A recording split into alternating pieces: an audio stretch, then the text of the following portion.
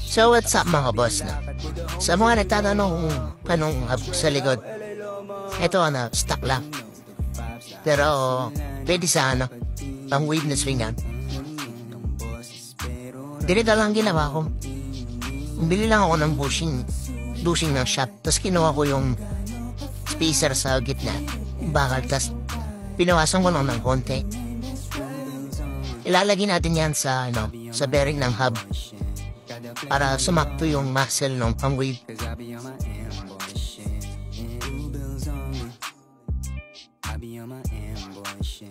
So yun mga boss, tapos na.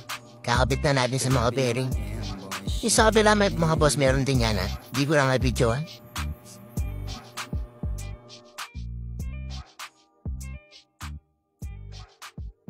So ito siya mga boss nung nakabit na. Yan, saktong-sakto. Yan naman yung axle na pang-wave. Pang-radar pwede rin mga boss. Yan, sakto na siya. At yung sa plan shop niya mga boss, nagyan rin tayo sa brake panel. Yan siya mga boss, smooth na smooth.